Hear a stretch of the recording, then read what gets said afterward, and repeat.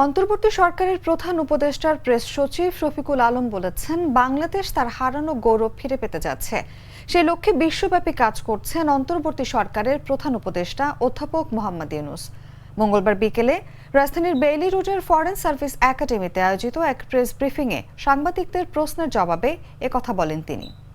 United আরব আমিরাটসে সফর করেছিলেন। ওইখানে দুবাইতে ওয়ার্ল্ড গভর্নমেন্ট সামিট প্রতি বছর হয়। তো ওয়ার্ল্ড গভর্নমেন্ট সামিটকে উপলক্ষ করেই ওনার একদিন ব্যাপী আমি বলবো যে প্রায় 1.5 দিন ব্যাপী একটা ট্যুর ছিল।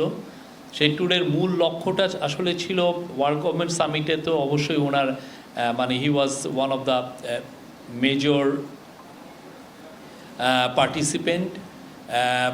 এছাড়াও ওনার আমাদের তরফ থেকে মূল লক্ষ্য ছিল যে আপনি জানেন ইউএইর সাথে আমাদের ভিসা সংক্রান্ত অনেকগুলো জটিলতা চলছে। ইউএইতে আমাদের ভিসা রেস্ট্রিকশন আছে এবং এটা অনেক বছরের পুরনো একটা সমস্যা। এটা 2012 থেকে এটা একটা পুঞ্জীভূত একটা সমস্যা তৈরি হয়েছে।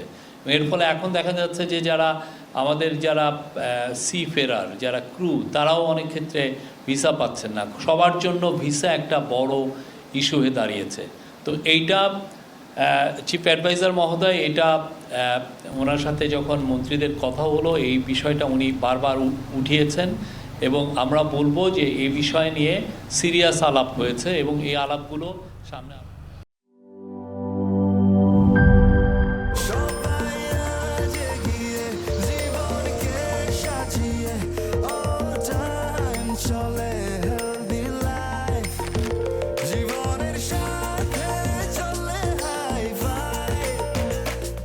চলার পথে স্বাস্থ্যকর all time honeycomb, all time healthy life.